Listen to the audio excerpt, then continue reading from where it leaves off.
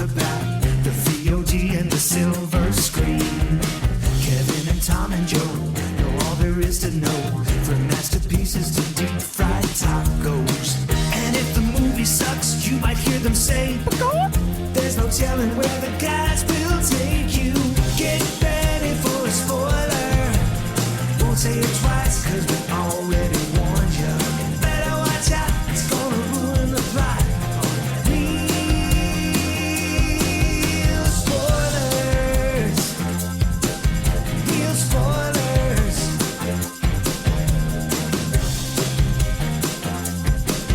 Real spoilers. Broadcasting from the lush but not lavish studios located in the basement of the O'Keefe Institute for Advanced Film Snarkitude, this is Real Spoilers, episode 769. You got it. I did it. You did it. Yes. Sorry, small victories we have to Yes. celebrate. Napoleon Dynamite. Or not so much. Yeah. Yeah. There was dynamite, I guess. Technically. There was explosions. Anyway, let's go around the people table. were blown apart. Yeah. Yeah. Mostly the men that slept with Josephine. So let's go around the table and everyone can introduce themselves. This is Paul. This is Kevin. And this is Tom. Joe is out this week doing family stuff. Anyway, shameless plugs. Don't forget we're available on Apple Podcasts, Spotify, iHeart, TuneIn. Wherever you find a podcast, you can find us while you're there. Be sure and follow us so you never miss an episode. Maybe leave us a review. It's super helpful. To the League of Show Sharers, we love you, but I didn't get a chance to do it this week because we're recording a day early. And yesterday I did all the family things. We went every year. We hunt and kill our own Christmas Oh, tree. yes. So we went and did that. And then we went and looked at Christmas lights. Do you turn to the camera and go, be very, very quiet? At what point in the process do you acquire twine? They hand it to you. Oh, really? Yeah, they have it ready for you to. And then I always have my brother-in-law tie the tree to the roof of the car because I have no skill set for that. Yeah. I thought you went to the spinning wheel, and Yeah. is that how they make it? I don't know. So we went to the zoo and looked at the Christmas lights. Nice. And I like all the non-Jesus-y aspects of Christmas. That's my. We're a secular Christmas household. So Not keeping the Christ in Christmas? nah. Just miss? Just celebrating miss? Yeah, celebrating miss. So anyway, so we will get you next week. Kevin will, because I won't be here next week because I will be in London. Yeah, we'll have to figure it out. I mean, even if you record something, I mean, we're getting the screeners now, so maybe even if we record like on Tuesday or Wednesday or something. Potentially, depending on what our schedule looks like. Yeah. So anyway, you can also find us on Patreon at patreon.com/real spoilers, where for $5 a month, you get all sorts of bonus content, and we like you extra. Also, don't forget, you can watch these episodes on YouTube at youtube.com/@ampersand # the clip out. Real spoilers. realspoilers.org. Especially if you like Elvis, I would highly recommend you visit the YouTube channel. The Elvis fans have taken over the comments of our Priscilla episode. Number 3 in the time that we've been on YouTube now for over a year consistently. In 2 weeks, it's our number 3 most viewed video. Because people are mad because we said bad things about Elvis. They slandered Elvis. Yeah. They did. I didn't. I wasn't on that episode. Yeah. Don't come after me, Internet. But please keep watching and commenting on our YouTube videos. Sure. It's funny. I've never been embroiled in a controversy that I was so disengaged with. I was just like, well, I mean, Elvis is kind of a dirtbag. So, like... We're not having a fight. You're having a fight. Yeah, I'm just like, okay, like you can still like him, whatever. Right. Yeah. You know, it was a different time, and sure, but I had no idea that that there was like. I mean, I knew Elvis was popular, obviously, but I had no idea that his supporters were like still out there. Yeah, and if you say or on the internet, like it's not like, no offense, but I don't think of the Elvis demographic as one that's like in the who do YouTube. you Why? think- Because he died 46 years ago? I will never forgive Elvis for his death, robbing Groucho Marx of his. Oh, wow. Yes, absolutely. 100%. Elvis died like the day after Groucho Marx, or Less than 12 hours. Yeah, and so it was like one- Groucho Marx got almost no attention Yep. when he died because Wow. everyone was talking about Elvis. Yeah. And so Had a much greater influence on me than same, Elvis. same, yeah, Yeah, hold on. His death. right. No, I think Groucho Marx is actually dead. Oh, yeah. Yeah, I feel pretty confident. No, about that. the other one. Oh, the other one. Yeah. So, how old would he be now? But he'd be like 90 now or something, right? Like, or how old would he? He'd be, yeah, that's Right? probably about right. I don't know. Because I guess like in the Groucho would be 150. well, if you take care of yourself. so he was born in 35. So I'm bad at math. That's 90 or 88 or whatever, 89. So he could very easily still be around. He could, but I just mean at some point the he's still alive thing is going to be less likely and less. Yes. Even if he were mathematically. I hear 10 he's living years- with Andy Kaufman and JFK Jr. Yes. And That was just for the QAnon listeners. just for the QAnon listeners. Well, I Oh, guess we man. got to get those hits up. So. Yeah, whatever works, man. Whatever Trifecta. works. So anyway, there's all that. Let's dig into Napoleon. Now, are there Napoleon super fans? Probably. Yeah, but it's the pastry. Oh, the ice cream. No, that's Neapolitan. I know. That's the worst ice cream. Who wants pink ice cream? What is that about? It's Pepto-Bismol. No flavor. child has ever said, "Can we have strawberry Can we have ice pink?" cream?" Yeah, it's like if you ever had a thing in Neapolitan, it's like everybody eats everything but the pink ice cream. Is You that know? still a thing? Can you I- still buy Yeah, Neapolitan? I think at sure. Walmart for like $4 you get the tub. I've seen it Wow. before. Yeah. I gotta say, not a fan of fake chocolate ice cream though. Like I would rather have the pink probably than the fake chocolate flavored. Like if What we're- is fake chocolate? Well, you know what I mean? If it's like in the tub from Walmart, you know, and everything's artificial, and it's like the chocolate is just like not good. I'll take fake chocolate over real pink. Yeah. Well, strawberry ice cream with real strawberries is good. No, I don't like fruits or Really? vegetables. Oh, well, that's true. You're allergic to those. Yeah. But vanilla, I think vanilla bean is my favorite, where it's like that real vanilla taste. Okay. We 'cause then you can really mix are stuff chomping into at the bit to talk about Napoleon, aren't we? Yeah. Well, So I enjoyed this movie. So I- here's my question: why does Ridley Scott hate horses? This was I'm really glad you mentioned this, Tom. This is the first time I've ever seen a horse take a cannonball to the face. Yeah, Well, twice. And many- why did we need to see it? there's like graphic horse mutilation. Yes. twice. in Yes. this The movie. only thing I can think of is that was a huge part of the war, that the cavalry. No, I will And say, so, in like, all the time I've seen movies where like they're fighting, They're on and, like horses. at most like a horse falls down, They fall over or whatever. but you don't actually see like horse carnage. Right. So I think I know that you've got one side that's probably like, oh well, that seems so cruel or mean, but like on the other hand, it's like, look at all the animals they killed because they used them as these tools of war, and I think it kind of spotlights like the abuse and everything the animals went through. So I don't think that's why he did it. I don't think he was trying to spotlight anything except we can make the horse's head explode. Right. Oh, maybe. Yeah. It was interesting because yes, you don't usually see that, and then I was also trying to think from a different point of view. We don't think of how animals were used and abused like that, and now with wars, we generally don't have animals. I mean, when they first started involved. making westerns, they would just they would just kill the horses on film. Some of those old westerns where you geez. see horses falling, they didn't Really? have some special trick that like they were just like, yeah, that horse fell and died, whatever. Yeah, it's crazy to think of. I mean, things are so different now. And so I don't know. To me, it was kind of like the cruelty of the way that we used, human beings would use animals as objects, like just like they were a car or a train or whatever else that was expendable, and it kind of spotlights the abuse that those animals went The through. Horse Expendables. Horse expendable. Now that's a movie I'm in for. So I'm putting together a team. so you like this? I liked this movie. Yeah. I didn't know a lot about Napoleon. What I thought was really fascinating is that in my experience, Napoleon's always a joke. I didn't know that he was one of the world's greatest military leaders. Yeah. But he's Did the Princess Bride teach you nothing? But in all the media that I've seen, it's always a joke. He's short, or what? And he wasn't. Right, right? he's 5'7", which was average, Which for was men average at for the time, yeah. Right, but so that's what I mean is that it's like a slander or propaganda. It's like they made up. And I was doing some history and like with Marie Antoinette, and apparently a lot of her detractors were making things up, and a lot of like let them eat cake apparently was not something she said, but it was political. It was like, well, Yeah. we need to take the power out. So she said this horrible thing and did this horrible thing, and so That would knowing. never happen today. Oh, never, right? Exactly. So it's interesting to see how good Napoleon was, and how To a point.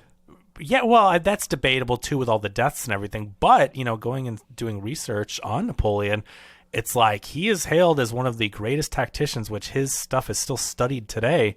And I always thought the guy was just a angry, short little dude that craved power and was a joke. And so I don't know. It was really interesting to see and then research and be like, yeah, people really do respect him as a general. And the Napoleonic Code, like, obviously it was a little archaic compared to nowadays, but it instilled education and the metric system, which of course we aren't on board for, but the stuff that he did is still in use today. And I don't know, it just seemed like Europe was really prosperous during his time in control. Not saying everything he did was great, but like the guy was responsible for a lot of really positive things. Yeah, but the whole folly of war thing, that's what, at the end of this movie, there's a graphic that tells you that he led 61 battles, and we get to see 6 in the movie. Yeah. And 6 million people died on the battlefields in these wars that Napoleon led or was part of. Was it 6 million? I thought it was 3 million. Okay, it was 3 million Still people. a lot. Yeah. I'm not trying I was including horses. Oh, okay. so- Yes. I thought it was 4 million for some reason. But all right, somewhere- millions. Right, millions. No, I know. Millions I of people died Right. just so egotists Yeah. could have more land. That's all they were fighting over. They were Yeah. fighting over land. I want to take over this part of that country. Let's take over part of France. No, let's take over part of whatever. But that's next war door. in general. I mean, it's so I know the that- power trip of What is war. it good for? Right? Absolutely not. Exactly. And so that was the thing that stuck with me Yeah. during the movie, and particularly when I saw that graphic, which apparently I don't remember actually. But you're seeing a guy who was a genius at war. And at the end, was France bigger because of Napoleon? Did they get a lot of land from other countries? They didn't expand and take over Europe. But yeah, but if he didn't do the things that he did, England was going to take over all these places. They were trying to. I mean, it was just a fight between. Well, England's coming in, and when he goes to Egypt, England was trying to go and take that over, and then be able to take over more parts of the world. So, I mean, he was stopping the invading England from taking over the parts where France was. So I'm not saying everything. Again, I'm just learning about the guy. I don't know a ton. I thought he was just a joke, but it seems that what he was doing was trying to have a more peaceful Europe, is so what he says, but then all these other leaders were coming and trying to take over land. So he was like, no, join us and be partners. And they're like, no, we want your land. And he's like, well, we go to war. And he was really good at it. So I don't think it was just him trying to conquer, but he did take influence from the Roman Empire. And there were a lot of things that, like, I think he eventually had an epiphany where he was like, I was sent to be the emperor, the great whatever. You know what I mean? So he definitely did have some of that ego trip stuff about him, but I don't think that he was just a conqueror. I think that the world was, at this point in time, everyone was trying to get everyone else's land. And he was like, be partner, at least in the movie, like join up with us. And then Alexander or whatever is like, nope, I'm good. And Prussia or whatever, they're all like, nope, I'm good. And then he says, okay, well, he made a mistake because we're going to take you over then. We're going to sacrifice millions of men to get that hill. Oh, wait, that's Vietnam. Sorry. He was basically Italian. I didn't know that either. That Corsica was just basically taken over by the French, but it was Italian up until then. So that's where he comes from. So he was Italian, but, French because of the territories or whatever, it's just interesting to see all the things he accomplished and all the wars that he won and everything.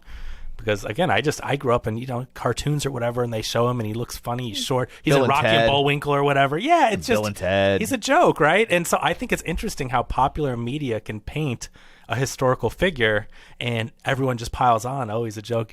But it's like, this guy was really good. Did you like Joaquin Phoenix? I think Joaquin Phoenix is one of the greatest actors out there. I did not like him, but I don't necessarily think like, oh, he was perfect for this role. It took me a while to get used to the no accent and everything. I was glad they didn't do accents. Right. I didn't need a whole movie of Joaquin Phoenix being like, oh, let's take this hill. Oh, wait, did we? That's offensive. We researched this at one point. Is that offensive or not? Oh, they're French. I don't care. Yeah. I'm trying to get the YouTube But you love their comments going. fries. I'm trying to get the YouTube comments going. They're fries. Yeah. Thank you. But but yeah, like I really like the fact that they're like, we're not even going to try. Like, we're just like, no. I like it when movies do that thing where they start in the language and then they turn into English. Hunt for Red October. Yeah, and you're like, okay, we get it. We're understanding them. You don't, and I'm not opposed to subtitles, but I like it when they kind of transition you. This movie's a little bit abrupt. They just plop you down here in France, and then everyone has English accents, and Joaquin Phoenix has an American accent, and it just goes. Which again, I'm not saying I wanted him to do it, because basically what I figured out is he's like, we want Joaquin Phoenix, and Joaquin Phoenix is like, I can't do a French accent. He's like, okay, but I can mumble. Well, that was we'll my make it problem with him. I thought he mumbled his way through the entire movie. I thought some of his speeches were like really like he just learned them the day before or something. Again, I think he's a great actor, but something about this performance, like he didn't seem honed into me, and that's a shame because I think he's so good. I didn't really understand what Ridley Scott thinks of Napoleon. Right? Short of that graphic at the end.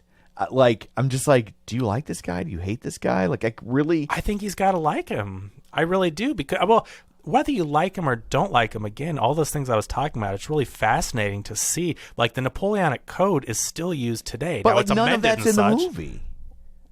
Well, yeah, I guess for that point. Like, you see nothing about, like, he just shows up one day and he's like, hey, remember that time I won a battle? I think I'm going to be in charge of the country now. And everybody's like, okay.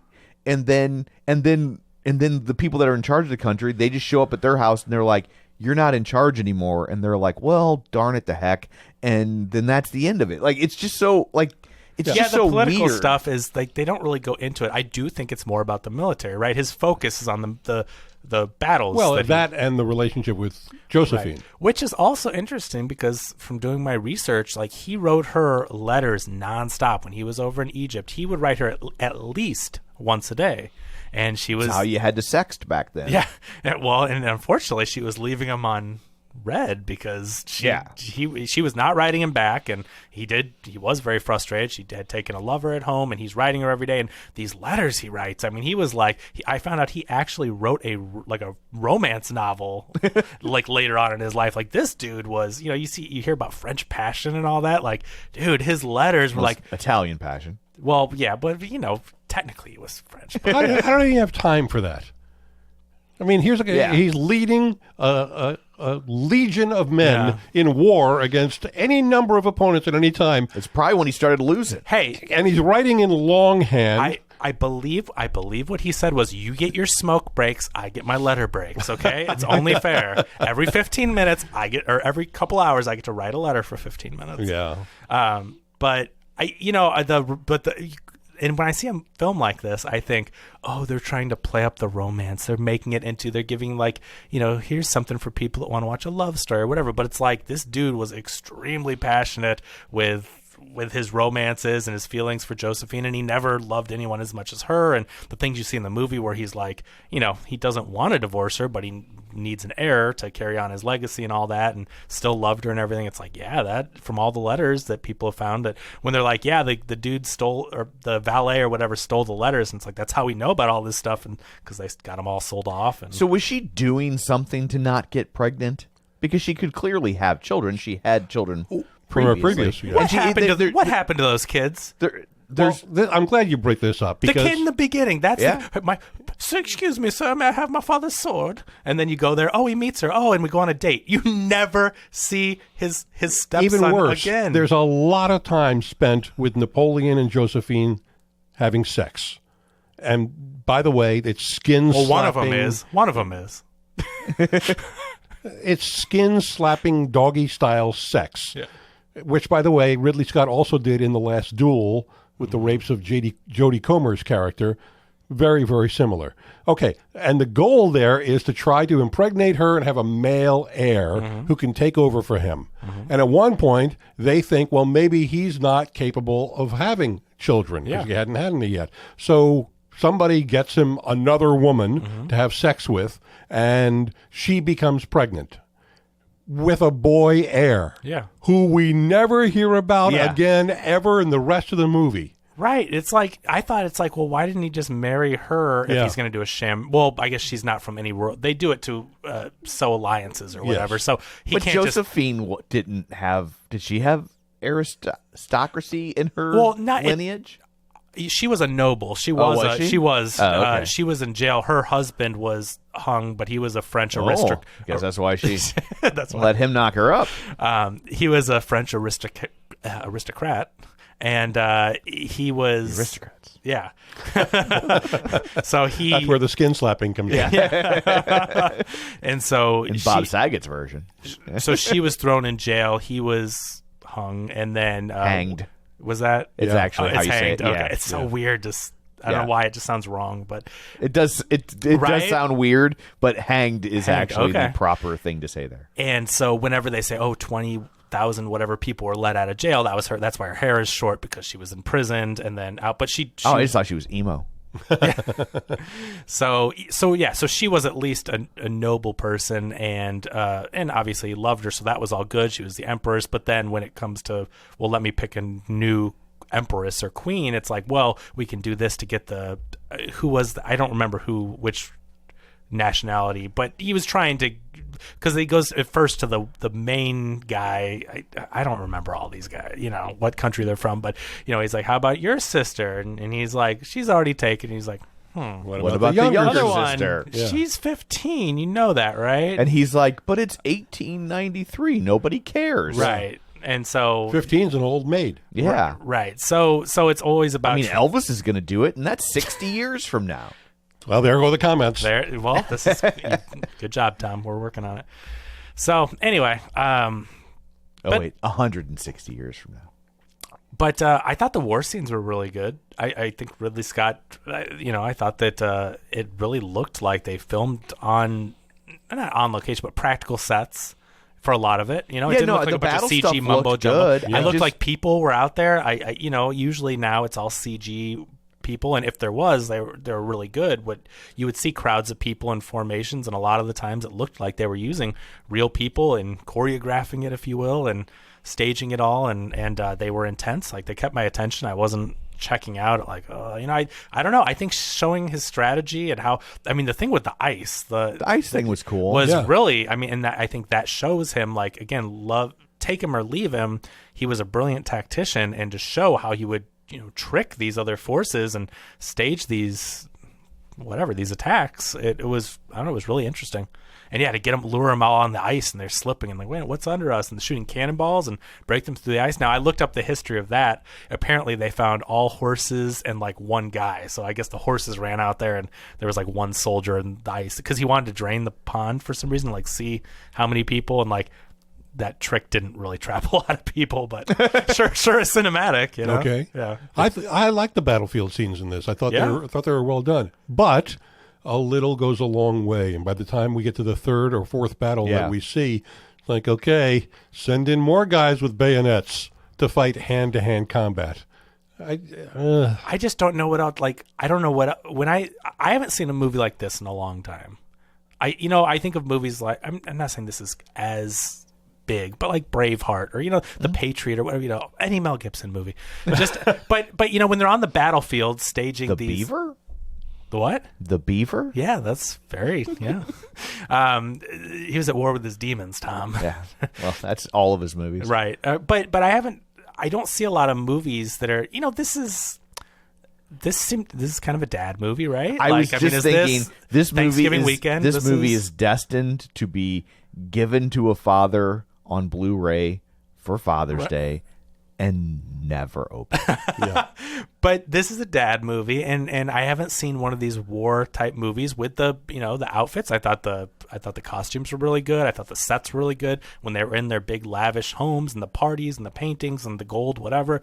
Like, I thought the set design was really good, and the war scenes were really good. And I don't know what else you come to a movie like this for, if not to watch these big elaborate war scenes, because I think the people watching this movie, or the target audience, are watching A&E and the History Channel and the formations, and they want to see it all. I think it's the difference between a good action movie and a mediocre action movie. It's like, if you don't care what's going on in between the action scenes, then the action scenes are just action scenes. I thought that Ridley Scott couldn't decide whether he was making a love story or a war movie. Yeah. And so he made them both, and it just, as Tom said, parts of it distract from the other part. Yeah. That's interesting. Yeah, I could see. Yeah, I would have rather seen more of the political machinations of what was going on, because I'm just like, I don't understand anything about how he's ruling. It's like You go to Star Wars for that. all we ever see is him as a general. We never see him as an emperor. But you know what? But I think that was one of the things that I know. This is kind of like the Cliff's Notes version when you're watching something like this and packing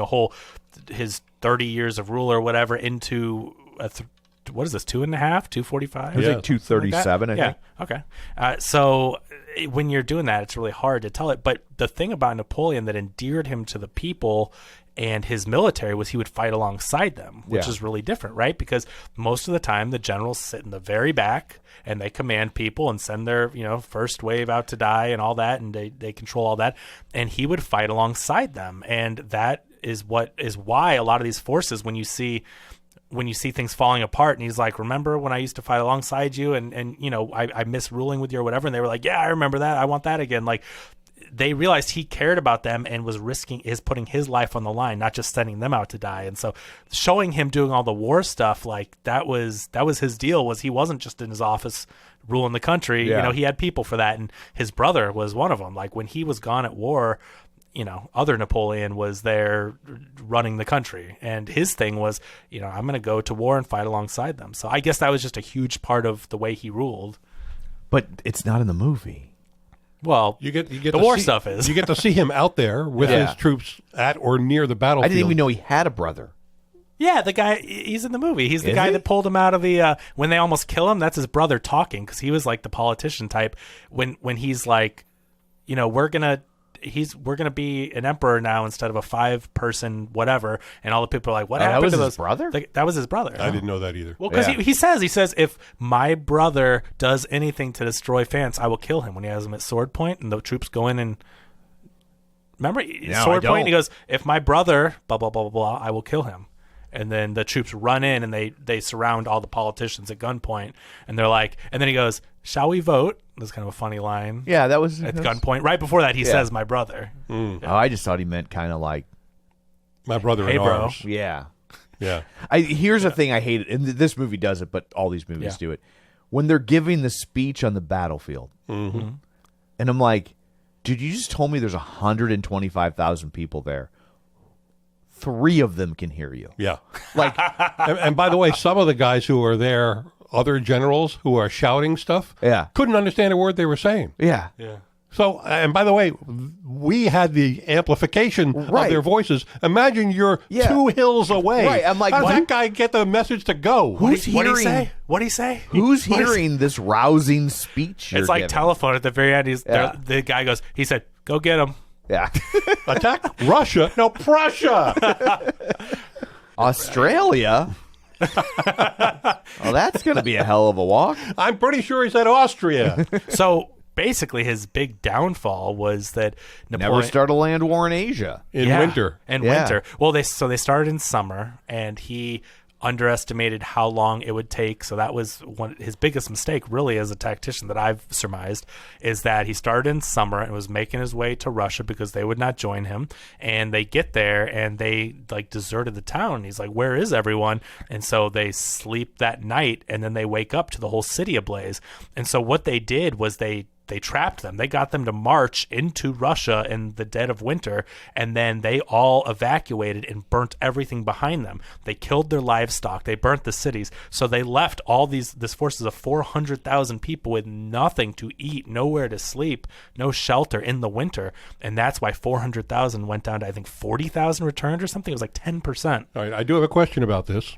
The Russians also had no place to sleep and nothing to eat. Well, they must have. Well, where do they go? They're used to it. They're going to get an Airbnb in Poland? No. They retreated and they slept in the place, and then when Napoleon got to it, they burnt it, and then went to the next place. Like, they strategically had places and then used them, burned them, like as they went. Okay. Yeah. It's like Sherman. I don't think they were like. Sea. Okay. I don't think they were like, you're going down with me. Like, they strategically made it so that No, I know they burned A and then they moved to B. Right. And then they burned B and moved to C. Yeah. But eventually B and C have to have the capacity to feed and house you before you move out of A. Yeah. Well, they figured it out, I guess. All I could think when the whole town, the whole Russian city, whatever city it was. I don't care. They all leave, right? They completely abandon this town. And I'm like, we couldn't even get f***ers to wear masks.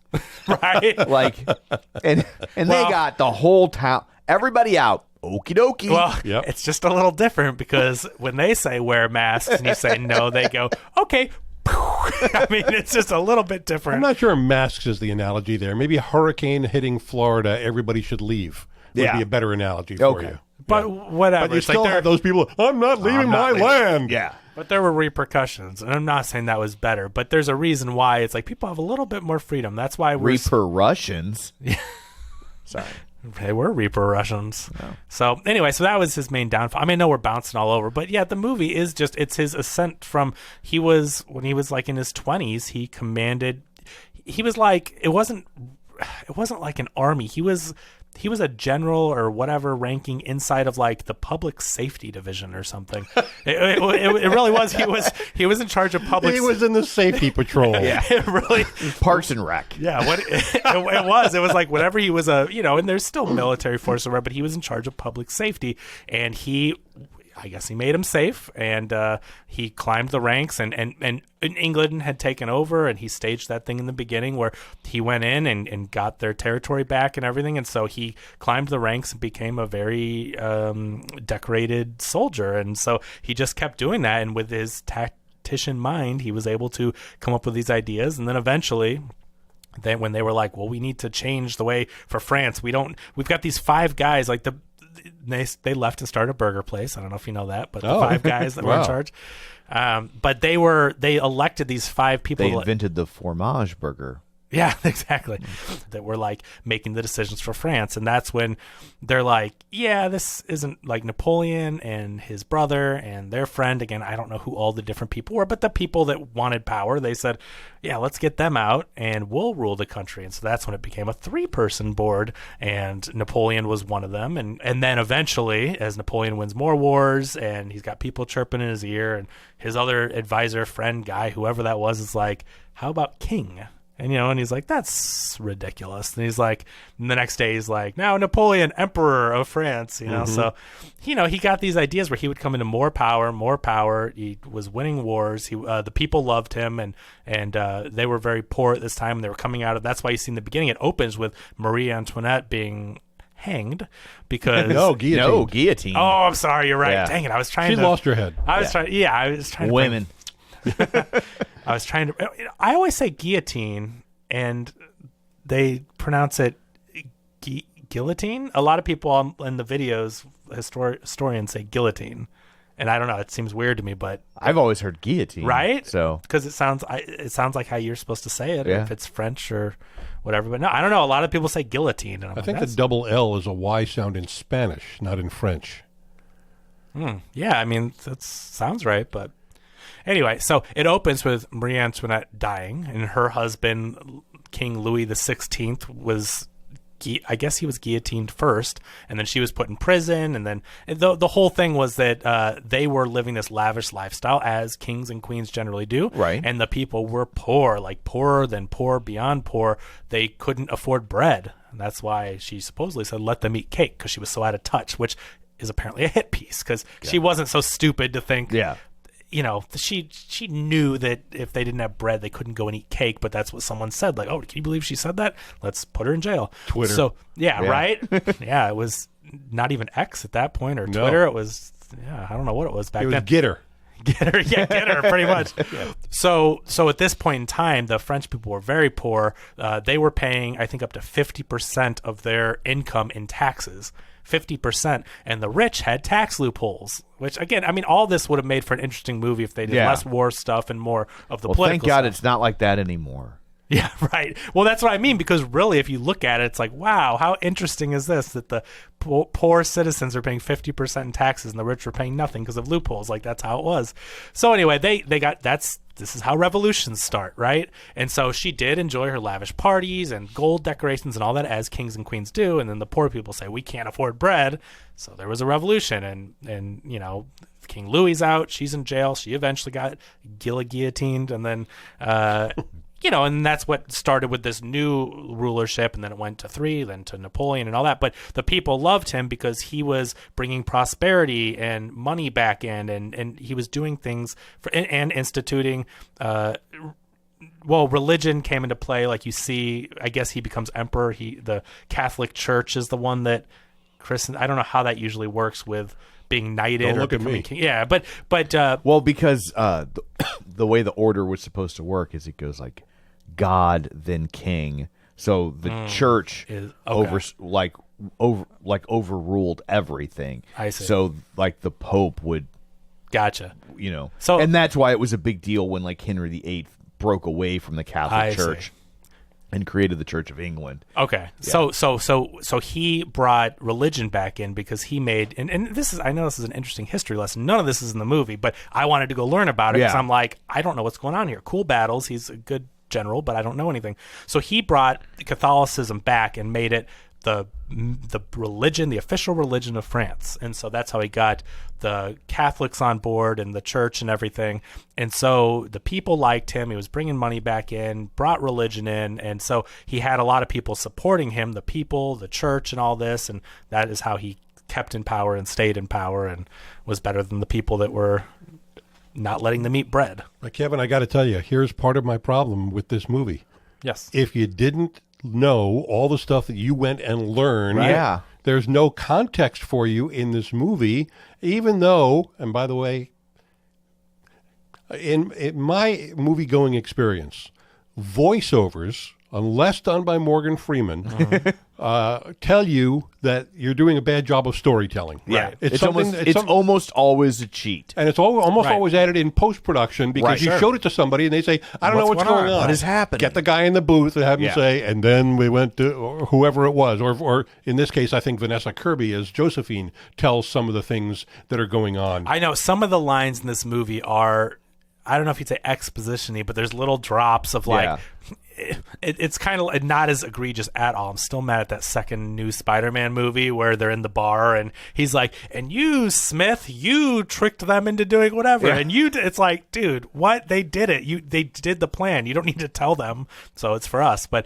there were a couple lines in the movie where like, well, and you did blah, blah, blah, blah, blah. And I'm like, that was ridiculous. But if you need to add that or you assume that your audience knows the things that you learned by going on Wikipedia, then I think you failed as a movie maker. I think this is an example of a filmmaker being too knowledgeable about the source and forgetting that his audience is not. Well, I think of a recent movie, right? Five Nights at Freddy's. Made buku bucks, tons of money. If you don't play the games, if you don't know the games, if you don't like the games, the movie has nothing for you. No value. You can't go, this has cool kills, this has good comedy, this has whatever. Yeah. I mean, okay, some set design and some Henson Muppets. Like, okay, impressive. But for the most part, the movie has nothing for you. I think this is a movie for history buffs that want to see these wars staged in a cinematic fashion. I agree. That doesn't make your point invalid. I mean, you're right. The failure of this film is that I was interested enough in it that I went and did the research. But had I not, or had someone not gone in and known all this, you really take away, he's good at war stuff, but you don't know about his the political ambitions or how things change or came to be. I mean, but on the other flip side, Five Nights at Freddy's is for the fans, and they turned up, and it made a ton of money. And I think this movie is for the history buffs. I'm not saying it's right or wrong, because I don't like Five Nights at Freddy's for similar reasons, and this movie failed in that regard to me. But I think it, the sets, the costumes, the war scenes, it was interesting enough and had my attention to where I still enjoyed the movie. And, if it did a bad job, I would have been like, oh, that sucked, and not watch 2 hours of YouTube. But I saw it last night, and I watched a ton of these YouTube videos because I'm like, this is really interesting stuff. So I think the movie does a really good job at doing what it sets out to do, which is like, hey, history buffs, all this stuff with Napoleon, and, he gets a bad rap, but look at all the wars he won and how good he was at what he did. And it also feels, though, that like part of the reason he was winning is because he had lots of people and resources. Like, he could just keep throwing bodies at it until he overwhelmed the competition. It's like not to disparage U.S. generals, but like, you have all the money and weapons in the world, so how clever do you really have to be? You know what I mean? Like you're the Yeah. 800-pound gorilla. Yeah, I mean, I get that, but also he formed those alliances. Like if Napoleon didn't go, and he went to Egypt and he went to all these places to gather their support and to make these connections and to get England out of there so that he could then partner up. And then he won that war on the ice against Austria. It was Austria and Prussia, right? Poland. Was it Poland and Austria and Poland. Okay. So he gets Austria, he beats Austria and Poland, and what he does, and they say it in the movie, is he says, I didn't take my victory lap or whatever. I can throw you all in jail and basically kill you all, because we won the war. Like, instead of killing you on the battlefield, we imprison you, and that basically is you're dead. And so he says, how about we form an alliance? So his tactician mind was not just go kill everybody, whatever. It's like, hey, I won, I beat you in this game of chess, and let's partner up now, and we'll both be on this side. I believe it was Stratego. Was this true? Yeah. Okay. So I think that just shows It was more of risk, actually. Yeah, I think that How did he get to Kamchatka?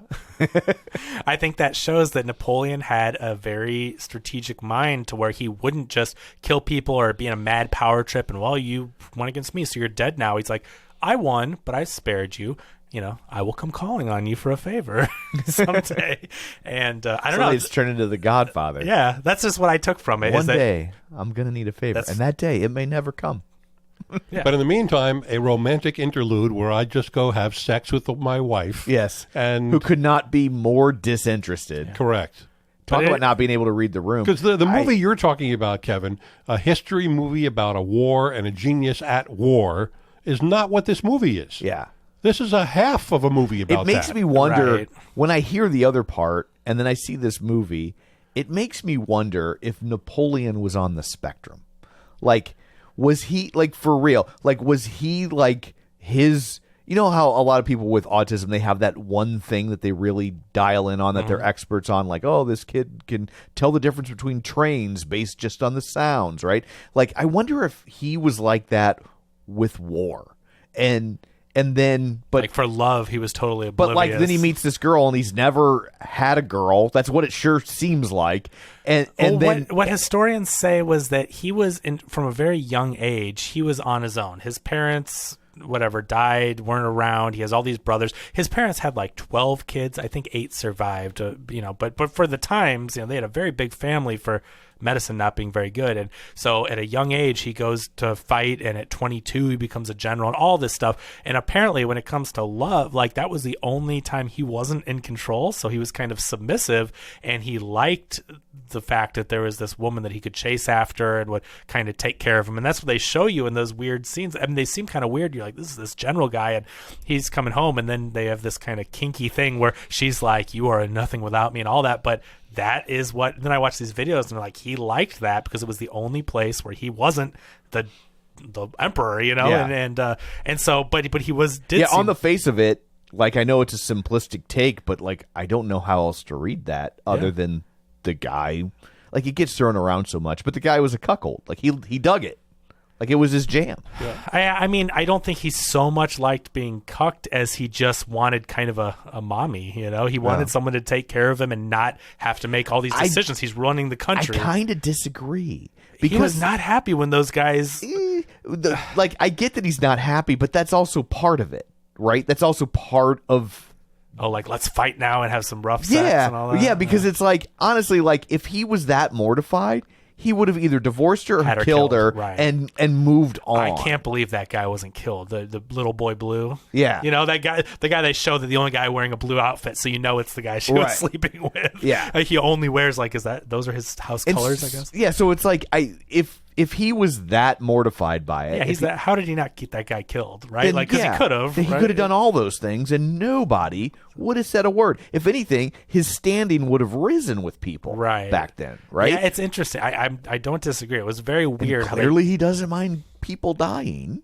Yeah, like, he's not opposed. He's not opposed to that. So I don't know how to read that other than the dude liked it.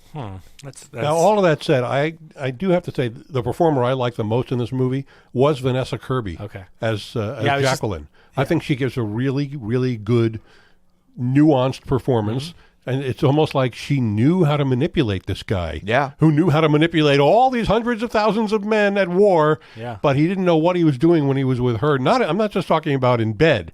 I'm just talking about in little conversations between them. Well, he was obviously overwhelmed with love for her. Yeah. She was an aristocrat, and she came from this very high, political family where she knows how to wheel and deal. And so, when you see it in the movie and he's like, why haven't we had an heir? We should, be having sex 20 times a day or whatever. She's like, I'm busy. I'm out here, taking care of the country and setting up things for the people and all that. So she was used to that. She was very smart and intelligent and capable. And so he was kind of out of his league when it came to a woman like that. And I don't think he knew how to deal with her.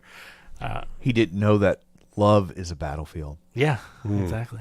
So Vanessa Kirby was in Mission Impossible. She's the blonde one, with the really bright blue eyes or whatever. And then remember they change her eye color to brown on that train. Yeah, the one that they meet towards the end. Yeah, she's in both the last movies. But, Gotcha. but Last she's, two, yeah. Yeah, but she changes her eye color or whatever. So she is lovely. Yeah. Let me just go back to the sending a letter every day. Sure. How do they get back and forth? That's my question. Yeah, you're in Egypt. She's in France. Yeah. First of all, to fly that. I was just in Egypt not long ago. Ooh, it's like 11 hours across the Atlantic just to get to Newark, New Jersey. Now, France wasn't that far, but it's still hours to fly. Yeah. So a horse. Jenkins, get in here. Take this letter to my beloved. Now. And make sure you get there in the next year. But I think something that Ridley Scott did, which was really, really interesting, and it's not specifically in Egypt, but they do show this multiple times, and I thought this was fascinating. I think he's so historically accurate with things. The guy riding two horses. So you can give one horse a break and ride the other one, and just ride next to you, and then jump to the other. I've never in my life ever seen that in a movie. No, and it makes perfect sense. You can't just ride one horse and okay, let's camp out for a day and whatever. No, they got to get a letter. They have to get intel. Someone's 5 miles away, 12 miles away. Nope, ride from horse to horse. I thought that was fascinating, and he showed it.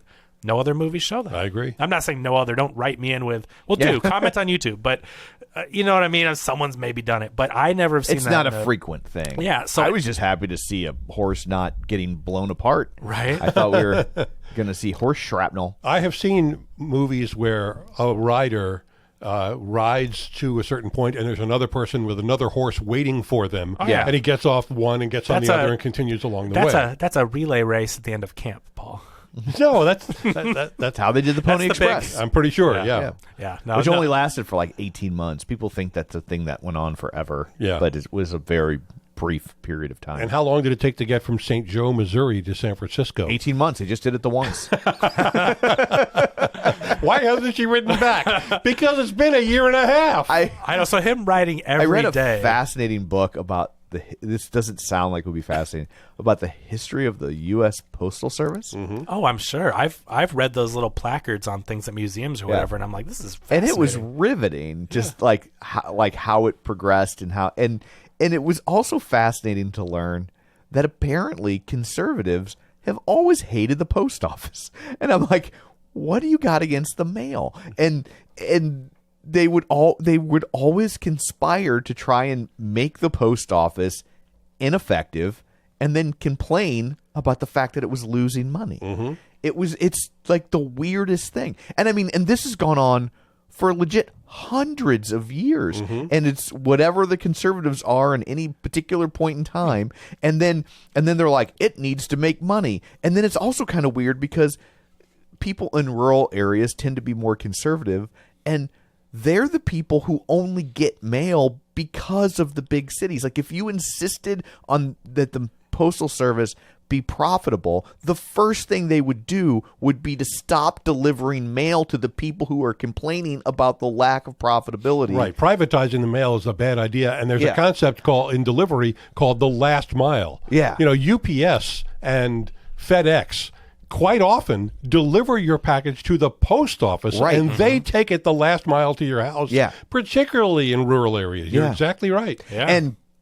And at the beginning of the post office, sorry, taking us down a rabbit hole, at the beginning of the post office, it was actually illegal to have a private company deliver packages because that's where the profit was. Yeah. And so it was like, if you take that away from the post office, they can't afford to deliver letters. And they would deliver letters a lot of times, multiple times a day. Like you would get letter deliveries 2 or 3 times during the day. And they would and then companies started coming in wanting to deliver letters themselves, and they had to make that illegal. That's part of why it's illegal to put anything in your mailbox. Yeah. is because they were going it's in. left over from that. And so what would happen is these private companies would be like, well, it's really easy to deliver letters in Boston, but the people that live 40 miles outside of Boston can just get effed. Yep.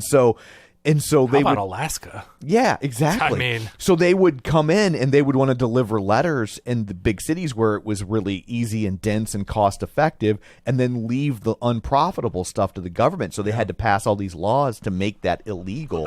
Interesting postal fact: in the 18 months or whatever it was that the Pony Express was around, not one horse's head exploded. Not one. That's American know-how. Ridley Scott wasn't around back then. So anyway, Napoleon. Yeah, so I mean, he fights all the wars. He wins most of them, and then that really crappy thing happens with Russia, where he loses 300,000 people or whatever. He comes back with 10% of his troops, and they're like, "Yeah, that's not really cool. So you're gonna be abdicated. I don't know what the word is, but you're not emperor anymore. But you're set. He gets the golden parachute. He gets 2 million." francs a year. He gets his own island of Elba, which is the part I knew because I've been watching all this stuff. And I'm Famous for the toast. I was watching all this stuff and I'm like, doesn't he end up? I'm like, I don't know much about Napoleon, but I know that he is banished to an island. But he ends up on Elba and he's there. Jacqueline gets, is it Jacqueline? Josephine. Sorry. Josephine ends up Well, with. Josephine was gone by then. It was Jacqueline. Yeah. But I was like, it was. Josephine got a pretty good deal. They're like, she draws her annual 1 million francs. I'm like, dang, the former empress, whatever, gets a sweet retirement plan. She doesn't have to do anything. Rich people. I know, right? But seriously, and she's getting 1 million. Napoleon gets 2 million. Dang. Henry VIII's wives have to be like, what the holy hell? Right. So he goes to the island and he's bored as heck. He's got nothing to do there. He's like, this sucks. He gets like a tiny little, army of people. He gets some guards and he gets an island, and it's like he's on Alcatraz. I mean, he's just looking out over the rocks. There's nothing there. And I don't think knitting had been invented yet, so he had nothing to do. Yeah. It's a very poor island. You see the people that live there just kind of, it's just, there's nothing for him to do there. He's this emperor stuck on this island. So he says, I miss France. And he's still writing Josephine, and I miss you, and all this stuff. Meanwhile, we see she's getting sick. She's been discovered she has some kind of chest cold, whatever, and the doctor says stay in bed. She looks very bad, and she's there with her daughter, so I guess that's the grown-up one of the kids finally showed back up. Yeah, that we've never seen. It's still the son, still the little guy with the sword. I don't know what ever happened to him. I think that's a very weird thing. I know that's hard in movies when you're focusing on all these characters and the war and the politics and all that, but don't even show us the kid then.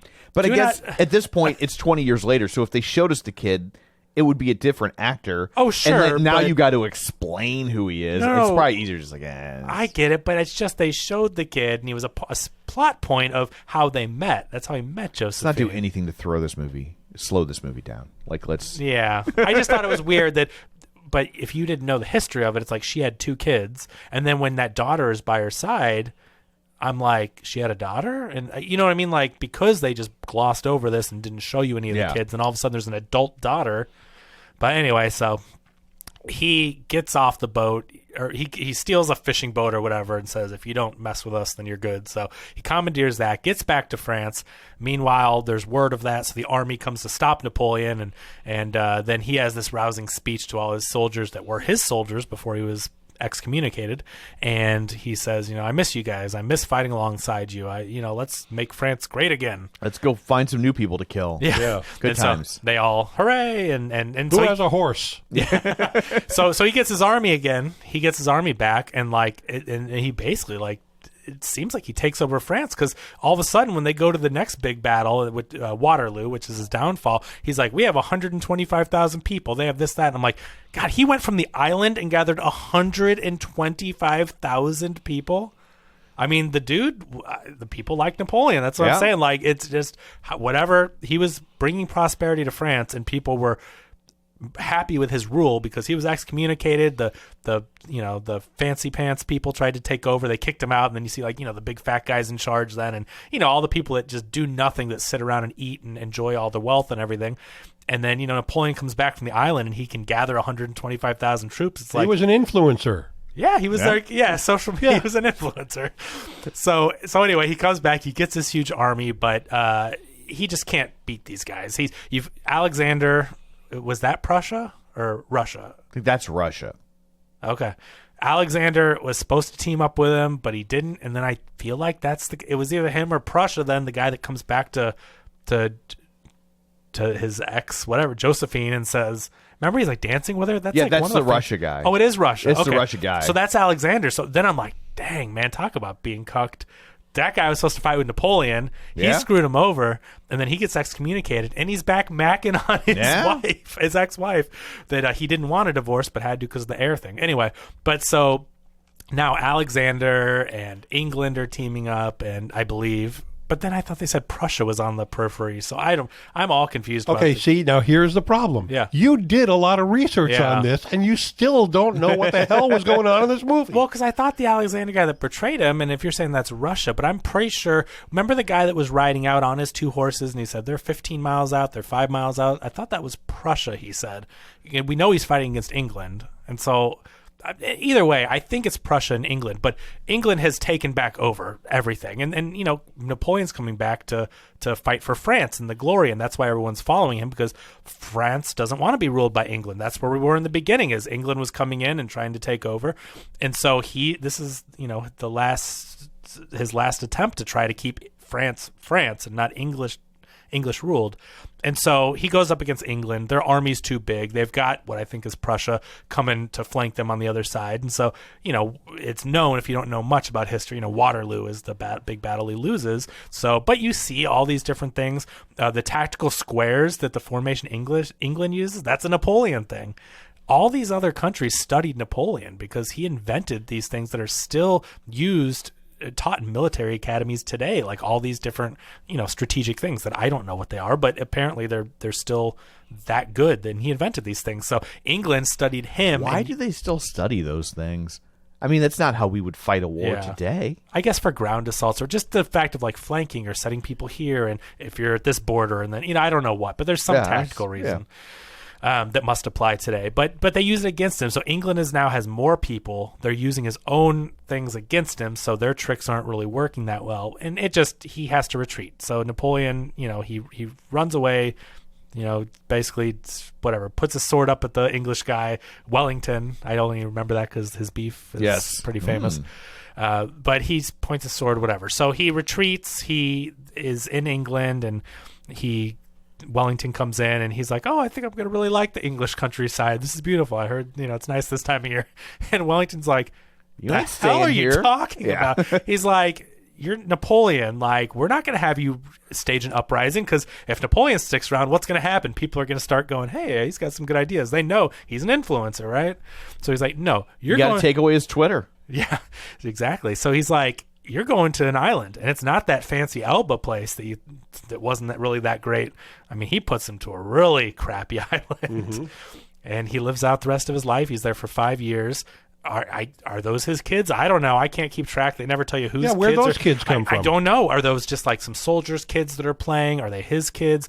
The 15-year-old, the once 15, obviously years have passed. She's older, but that wife to try to get an heir, which he does, that we never see again. Like, what happened to her? We didn't see her one more time. Is she on the island with him? Was she at Elba? Did she stay at Elba? Does she have a retirement plan? I don't know. She had a Roth IRA. Was that it? Okay. She cashed that in, and she didn't want to pay the taxes, so she fled. Right. So I was really disappointed that they didn't give us any insight on Napoleon's penis, because it was supposedly cut off when he died. it's in New Jersey in a basement. Yeah. What? Yeah. It's in a jar in New Jersey. Was this in the movie? No. That's what I'm saying. Because I thought maybe I blacked out in the movie, because I know that I didn't see this. You're like, hi. No, I thought we'd get. Are you talking about his boner part? Oh, nice. I mean, I had to. It's Yeah. right there. But yeah, I mean, it's got Wait, its own. who cut off his penis? It's got its own Wikipedia entry. Napoleon's penis was allegedly amputated during an autopsy shortly after his death in 1821.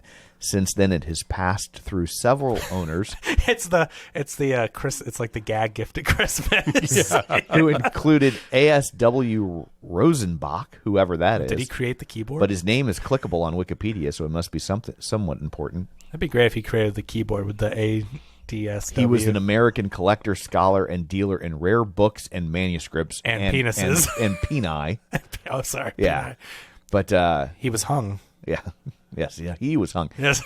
It was purchased by John K. Latimer in 1977. Is that the urologist? And let's see, mouse over his name. I believe that's the Yes, urologist was a that bought it. urologist who did extensive research on the Abraham Lincoln and John F. Kennedy assassinations. Oh, sorry. Becoming the first medical. For a second there, I thought, wow, I have really slept through history. Yeah, becoming the first medical specialist not affiliated with the United States government to examine the medical evidence related to Kennedy's assassination. So anyway, it is still held in his family, who keeps it as a private item in the nightstand. Private part. It is a private part. It was described as similar to a piece of leather or a shriveled eel. Apparently, it's 1.5 inches in a jar. Well, now. Well, yeah. I mean, you can't hold that against the guy. I know, Yeah, right? I don't think that's But very it's indicative. the No pun guy- intended. Yeah, the guy's daughter has it in her basement in New Jersey. It's just, it's. So there you go. I told you I did my research. When she was a teenager, did she invite people? Hey, come on over. I Yeah. bet if you had Napoleon's, You have that in your basement? No, you don't. Right? Yes, I do. Yes, I do. And then at parties, she'd put it like in the middle of like the snacks and the dinner, the ice sculptures, and it'd be a centerpiece of it. Yeah. There's actually an entry here for characteristics. Would you like to hear the characteristics? I just want to know at that party if anybody ordered hot dogs on, the little The little ones on a smokies. bun. Little smokies. Yeah. It says the preserved penis was described by Judith Pascoe in the New York Times as, quote, barely recognizable as a human body part, and its authenticity is unclear. A documentary that aired on Channel 4, Dead Famous DNA, described it as very small and measured to be 1 inch. Oh, see, it's shrunk since then. It's not known what size it was during Napoleon's lifetime, but some sources say it was 1.5 inches. Okay. So the item's current owner has allowed 10 people to see it, and it has never been recorded on camera. So there you go. It sounded a lot more like a Ripley's Believe It or Not thing. You know how like all that stuff was fake, basically. Yeah. The thing that amazes me is there is a world in which if they put that up for auction, somebody would pay millions. Sure. Yeah. I know. If that thing was in my basement right now, no, it would not be long before it was at Sotheby's or whatever. I mean, yeah. Why would you keep that around? That would get you $1 million, even 500,000. What are you going to do with it? I know. Yeah. It's just except for unless I that's want that in my basement. unless that's your thing, right? You're like you're Indiana Jones. It deserves to be in a museum. But maybe And then it's in a box in the basement, not in some giant Yes. warehouse. Not a crate. Yeah. yeah. So, No, it's not even a shoebox. no. Yeah. So, anyway, that's Napoleon. It was like, it's not like Ridley Scott can't make a movie. Yeah. Like, it's a good looking movie. I This is two enjoyed misses it. in a row, though. Yeah, I hated The Last Duel, and I did not like this. I Yeah. mean, I don't. Oh, I remember I ended up liking The Last Duel more than I thought I was going to. But I wouldn't. This is not one that I don't think I would watch this ever again. No. You know, but like I enjoyed it again for the stuff I learned. I like that when it seemed very realistic. You know, it sounded like it seemed like he got it historically accurate. I learned some things. It looked good, the costumes and everything, and and it made me want to learn more about it. But it's not one where I'd go, Napoleon, this is a masterpiece. I'm going to watch this every year and whatever. I mean, I thought for a historical film that he did a lot of research on. it was good, but I wouldn't say like put this up for Best Picture. It just kind of. Remember when you were in school and there was a book you were supposed to write about, but you found out there was a 2-hour movie about it, and you could watch that faster than you could. Yeah, if you did that with this, you would get an F on your paper. Well, this does fall prey to the curse of most biopics, which is what I call and then-itis. Like, there's no narrative. It's just, and then this happened, and then this happened. And he tries to do too much. There's too many and-thens. Right. I think that's why they gave you the romance story, but you're right. It didn't focus on one or another enough to really... But, he was trying to be like, let's put something in here besides war. I mean, let's not show 62 wars in a row. Yeah. Like, oh, Napoleon had this relationship. I prefer it when these sorts of historical movies focus on one particular moment in time, like Lincoln... Yeah. Instead of trying to tell you Lincoln's life in its entirety. Yep. Because lives don't have a narrative, right? And so it makes for a boring or just a forced story of and thens. And so if you have like, let's just tell the part about the time he did this, you can construct an actual story. One of the few biopics I think that kind of got away with that because there was a narrative was, oddly enough, Straight Outta Compton. Because their narrative was kind of like fighting against the record industry and the police being against them, and so there was I don't want to say forced narrative, but there was a narrative structure kind of over the entire arc of their career that most artists don't have. Like, as much as I love the Beatles, if you did a movie about the Beatles, like, I think it would be kind of boring. It would be the same thing. It would just be you sitting there waiting for them to play the songs you like, like Right. Queen. But don't remind me But about if that you think of good war movies, take Saving Private Ryan. Right. It's not even about all of World War II. Right. Let alone all of the decades before and after that. It doesn't. It's not like, well, here's Captain Miller as a boy. Right. No. Yeah. Yeah, it's if the Let's focus on the Ryan brothers when they were very, very young. right. And then they grow up and, had this tragedy during the war. No, it's about this specific thing. Right. And in Ridley Scott's case, he tried to do the entire thing. Right. It's just too much. So what did you guys think about the mid-credit scene? Setting up where they cut off his penis? Did I leave too early? Yeah, you did. Well, that's the stinger at the very end is when the girl has it in a jar. And then it says, Napoleon will return, ? So anyway, I guess that's it for this one. Let's go around the table and everyone can say where to find them. This is Paul. You can find me on harrisonline.com. This is Kevin. You can find me on harrisonline.com, working on the website.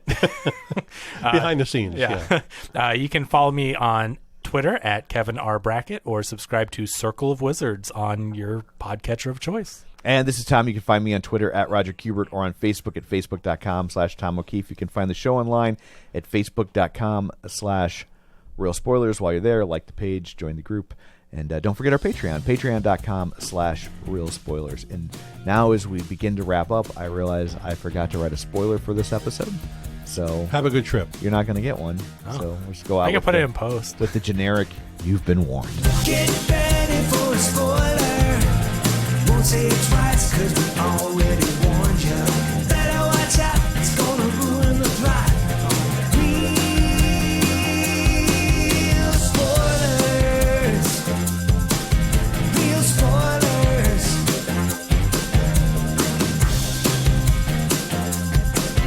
Real spoilers.